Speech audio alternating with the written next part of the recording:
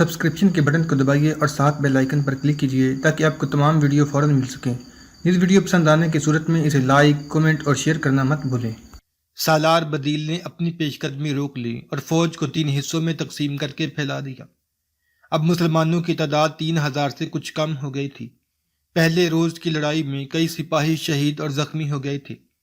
دشمن کو یہ برتری حاصل تھی کہ تمام فوج گھوڑوں اور اونٹوں پر سوار تھی اور اس کے پاس ہاتھی بھی تھے۔ یہ صرف 4 ہی تھے لیکن بہت نقصان کر سکتے تھے۔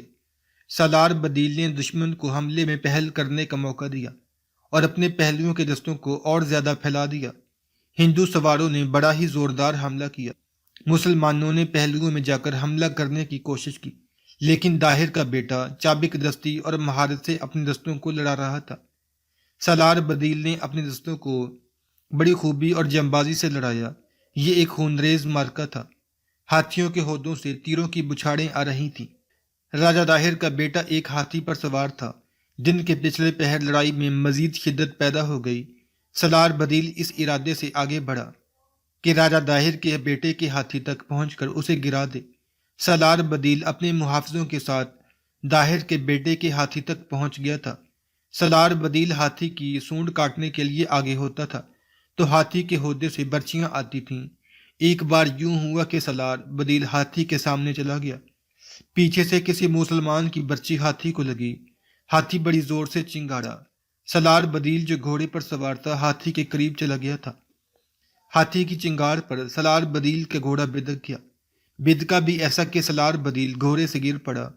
اس سے اچھا موقع اور کون سا ہو سکتا تھا، اور سپاہیوں نے اس موقع سے فوراً فائدہ اٹھایا۔ انہوں نے سالار بدیل کو گھیر لیا، اسے اٹھنے کی مہلت بھی نہ دی۔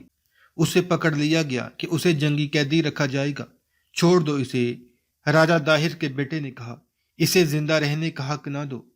سالار بدیل کو چھوڑ دیا گیا۔ وہ ابھی سنبھل ہی رہا تھا کہ ہاتھی کے ہودے سے داہر کے بیٹے کی برچی آئی جو سالار بدیل کی گردن سے ذرا نیچے سینے میں اتر گئی۔ بدیل گرا اور شہید ہو گیا۔ یہ معرکہ شام تک لڑا گیا، مگر مسلمان مرکزی کمان ختم ہو جانے کی وجہ سے اکھڑ چکے تھے۔ وہ کچھ دیر انفرادی طور پر لڑتے رہے۔ اس کا نتیجہ وہی نکلا جو کمان کے بغیر لڑنے کا نکلتا ہے۔ مسلمان کٹنے اور بھاگنے لگے، اور اندھیرا گہرا ہونے تک جو نکل سکتے تھے نکل گئے۔ اندھیرے کی وجہ سے داہر کے بیٹے نے ان کا تعاقب نہ کیا، ورنہ سب مارے جاتے یا پکڑے جاتے، اور ان کی باقی زندگی ہندوؤں کی غلامی میں گزرتی۔ حجاج بن یوسف کو جب اطلاع ملی تو صدمے سے اس کا سر جھک گیا، جیسے برچی جو اس کے سالار بدیل کے سینہ میں اترے تھی وہ حجاج کے سینے سے بھی پار ہو گئی ہو۔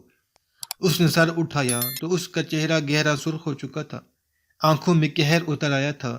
بدیل ایسا بزدل تو نہ تھا۔ حجاج نے غصے سے کہا، دشمن کی ایک فوج کو شکست دے کر دوسری سے ہار کیوں گیا؟ امیر عراق ان 3 عہدیداروں میں سے جو دیبل کے میدان جنگ سے واپس آئے تھے ایک نے کہا، تجھ پر اللہ کی رحمت ہو اور اللہ ابن تحفہ کی شجاعت اور شہادت قبول فرمائے۔ وہ بزدل نہیں تھا، وہ تو دشمن کے قلب میں چلا گیا تھا۔ وہ سالار سے سپاہی بن گیا تھا۔ اس نے ہندوؤں کے سالار کا حصار توڑ دیا تھا۔ اس کی تلوار نے ہندو سالاروں کے محافظوں کا مقابلہ کیا تھا۔ پھر اس نے گھوڑے کو دشمن سالار کے ہاتھی کے ارد گرد دوڑایا، اور اوپر آتی برچیوں سے جس طرح اپنے آپ کو بچایا وہ بیان نہیں ہو سکتا۔ خدا کی قسم ابن تحفہ ڈرپوک نہیں تھا۔ کیا تو اس کے ساتھ تھا؟ حجاج نے پوچھا۔ ہاں امیر عراق، اس عہدیدار نے کہا، میں جو بیان کر رہا ہوں یہ میں نے اپنی آنکھوں سے دیکھا ہے۔ میں اس کے ساتھ تھا۔ اس سے برچھی لگی تو میں اس سے ذرا ہی پیچھے تھا اور تو بھاگ آیا۔ حجاج نے غصے سے کہا، اور تو اس کے ساتھ مرا نہیں، تو نے میرے شیر جیسے سالار کو اکیلا چھوڑ دیا۔ چچنامہ میں مختلف حوالوں سے لکھا ہے کہ حجاج بن یوسف نے تلوار نکالی اور اس عہدیدار کا سر تن سے کاٹ دیا۔ یہ شخص بزدل نہ ہوتا تو اپنے سالار کے ساتھ جان دے دیتا، حجاج نے کہا، اور تلوار اپنے خادم کی طرف پھینک دی جو دروازے میں کھڑا تھا۔ اس دوسری شکست کی اطلاع بھی دمشق میں خلیفہ ولید بن عبد الملک کو پہنچ چکی تھی۔ خلیفہ کا پیغام آیا کہ حجاج دمشق آئے۔ امیر المومنین حجاج نے پیغام کا جو دراصل حکم تھا تحریری جواب دیا۔ اگر آپ مجھے اس جواب طلبی کے لیے بلا رہے ہیں کہ منع کرنے کے باوجود میں نے دوسری بار سندھ پر حملہ کے لیے فوج بھیجی اور شکست کھائی ہے اور اتنا زیادہ نقصان کیا ہے، تو میں ابھی دمشق نہیں آؤں گا۔ میں نے آپ سے پہلے حملے کی اجازت اس شرط پر لی تھی کہ اس حملے میں جوابی نقصان ہوگا اور میں اس سے دگنا خزانے میں جمع کراؤں گا۔ اب میں اس وقت امیر المومنین کے سامنے آؤں گا جب میں اپنی شرط پوری کرنے کے قابل ہوں گا۔ ہمارے لیے اب سندھ پر قبضہ پہلے سے زیادہ ضروری ہو گیا ہے۔ میں نے فیصلہ کر لیا ہے، اب میں اپنے بھتیجے محمد بن قاسم کو سندھ بھیجوں گا۔ مجھے امید ہے کہ امیر المومنین کی غیرت کا بھی یہی تقاضا ہوگا اور مجھے روکا نہیں جائے گا اور مجھے اپنی قوم کے سامنے سرخرو ہونے کا موقع دیا جائے گا۔ ولید بن عبد الملک حجاج بن یوسف کو بڑی اچھی طرح جانتا تھا۔ حجاج ایک طاقت بن چکا تھا اور حجاج کی فطرت میں جو قہر بھرا ہوا تھا اس سے خلیفہ ولید بھی خائف رہتا تھا۔ اس دوران ایک سالار عامر بن عبداللہ حجاج کے پاس آیا۔ یا حجاج، سالار عامر نے کہا، اگر اب مجھے سندھ پر حملہ کے لیے بھیجا جائے تو پہلی شکستوں کا بھی انتقام لوں گا اور مال و اموال کا جو نقصان ہوا ہے وہ بھی پورا کروں گا اور سندھ آپ کے قدموں میں پیش کروں گا۔ اگر تیرے دل میں کوئی اور لالچ نہیں اور اگر تو صرف سرداری کی خواہش نہیں رکھتا تو میں تیرے جذبے کی تعریف کروں گا، حجاج نے کہا، لیکن میرا دل گواہی دیتا ہے کہ یہ مہم محمد بن قاسم سر کرے گا۔ حجاج بن یوسف کو سالار بدیل بن تحفہ سے بہت پیار تھا۔ وہ بدیل کی شجاعت اور جارحانہ قیادت سے متاثر تھا۔ بدیل شہید ہو گیا تو حجاج نے ایک روز مسجد کے مؤذن کو بلایا۔ اللہ تیری آواز کو اور زیادہ دور تک پہنچائے، حجاج نے مؤذن سے کہا، اور تجھ پر ابر رحمت برسے۔ آج سے یوں کیا کر کہ ہر اذان کے بعد بدیل بن تحفہ کا نام اونچی آواز میں لیا کر تاکہ اسے بھول نہ جاؤں اور اس کے خون کا بدلہ لینے تک اس کے لیے دعا کرتا رہوں۔ اس وقت محمد بن قاسم امیر فارس تھا اور شیراز میں مقیم تھا۔ کچھ دن پہلے حجاج نے اسے حکم بھیجا تھا کہ رے کے علاقے میں جو قبائل سرکشی کر رہے ہیں وہ باتوں سے سیدھے راستے پر آنے والے نہیں، ان پر باقاعدہ حملہ کرو۔ ایسی سرکشی کو فوج کشی سے ہی ختم کیا جا سکتا ہے۔ محمد بن قاسم اس مہم کی تیاریاں مکمل کر چکا تھا کہ اس کے پاس حجاج کا ایک اور قاصد پہنچا۔ حجاج کا پیغام بالکل مختصر تھا۔ میرے بھائی کے بیٹے، پیغام میں لکھا تھا، وہ وقت آ گیا ہے جس وقت کے لیے میں نے تیری پرورش کی تھی۔ رے کی مہم کو ترک کر دو، شیراز میں ہی انتظار کرو، میں فوج بھیج رہا ہوں، سندھ پر حملہ کرنا ہے اور میں سندھ کو سلطنت اسلامیہ میں دیکھنا چاہتا ہوں۔ باقی ہدایات بعد میں دوں گا۔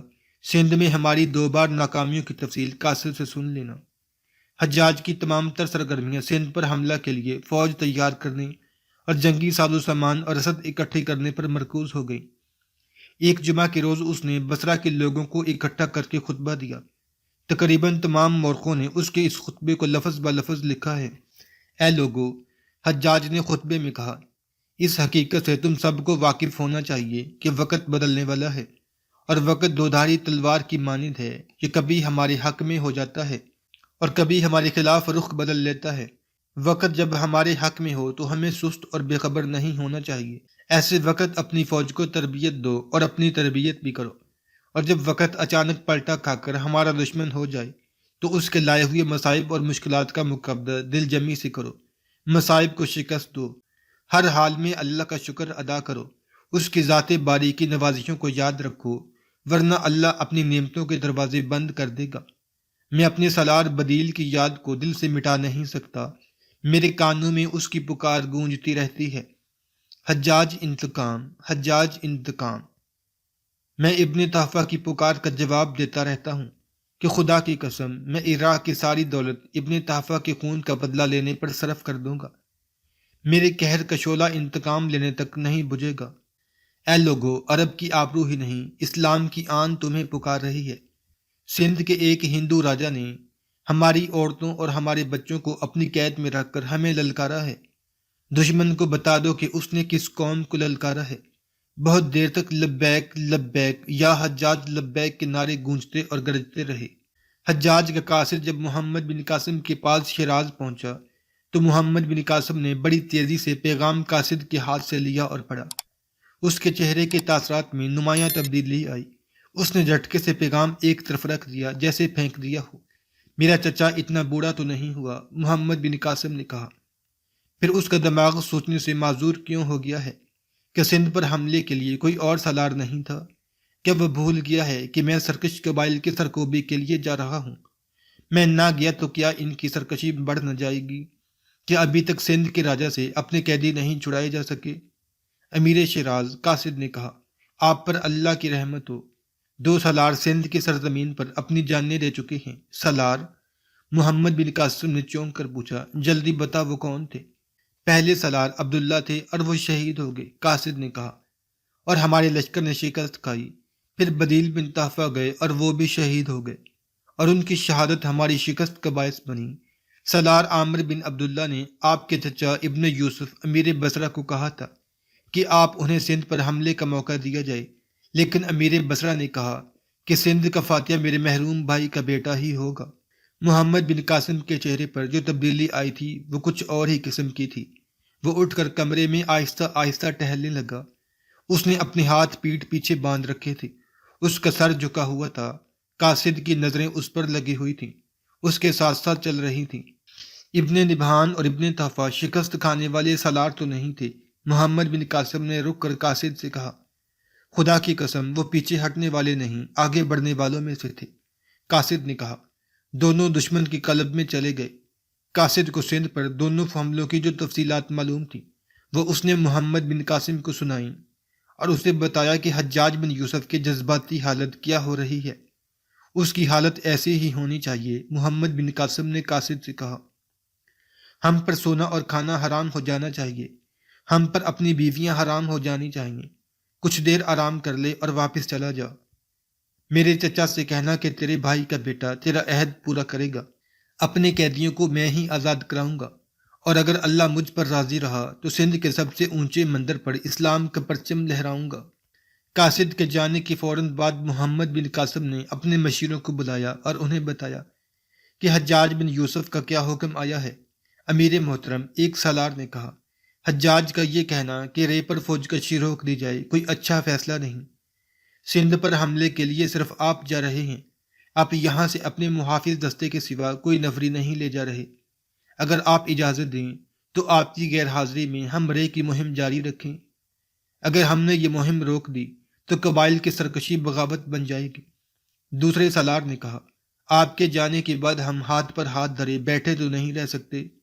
میں آپ کو اجازت دیتا ہوں، محمد بن قاسم نے کہا، لیکن یہ سوچ لینا کہ حجاج سندھ میں 2 دفعہ شکست کھانے کے بعد تیسری شکست کا نام بھی سننا گوارا نہیں کرے گا، اور وہ بخشے گا بھی نہیں۔ آپ سب اسے جانتے ہیں، اور میں جانتا ہوں کہ اس وقت اس کی جذباتی حالت کیا ہو رہی ہوگی۔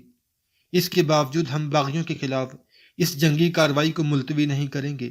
ایک سالار نے کہا، حجاج کے اوپر اللہ بھی ہے۔ دوسرے سالار نے کہا، ہمیں حجاج کی نہیں، اللہ تعالیٰ کی خوشنودی چاہیے۔ محمد بن قاسم کی اپنی جذباتی کیفیت کچھ ایسی ہو گئی تھی جیسے وہ ان دونوں سالاروں کی باتیں دھیان سے سن ہی نہ رہا ہو۔ اس نے مکران اور سندھ کا نقشہ سامنے رکھ کر سالاروں کے ساتھ صلاح مشورہ شروع کر دیا۔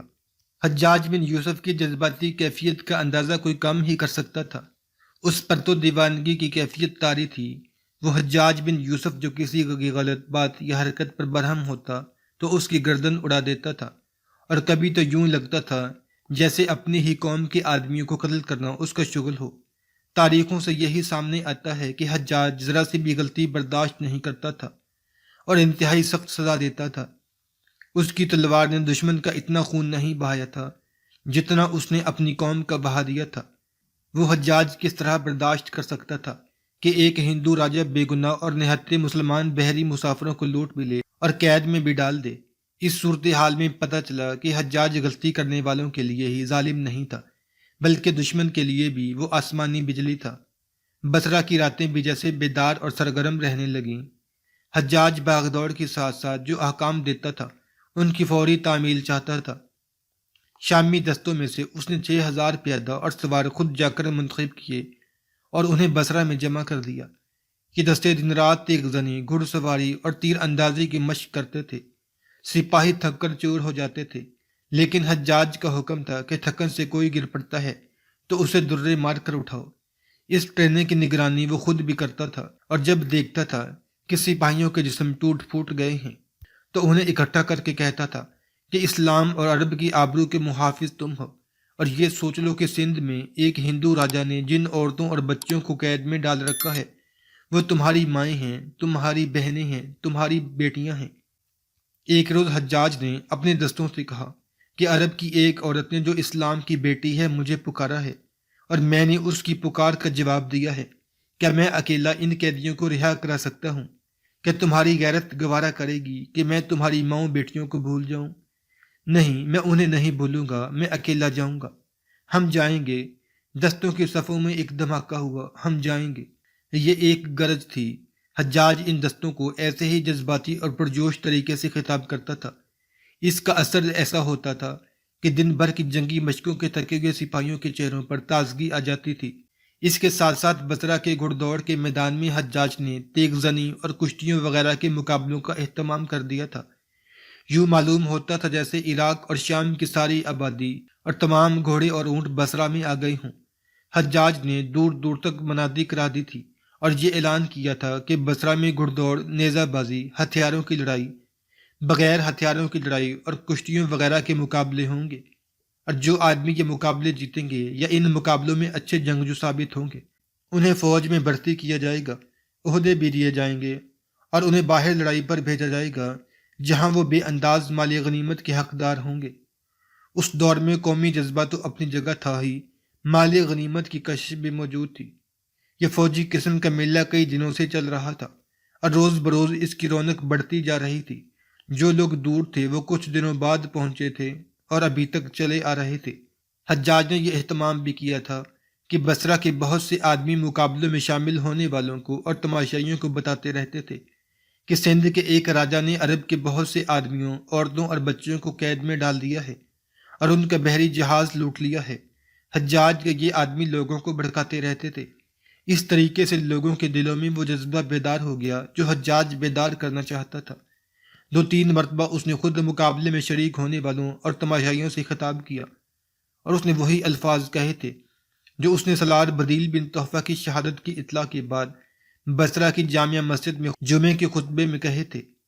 پہلے سنایا جا چکا ہے کہ خلیفہ عبد الملک بن مروان ہر سال دمشق میں جنگی کھیلوں کے مقابلے کرایا کرتا تھا، اور یہ ایک ایسا میلہ ہوتا تھا جس میں دور دور سے لوگ مقابلوں میں شریک ہونے کے لیے اور دیکھنے کے لیے آتے تھے۔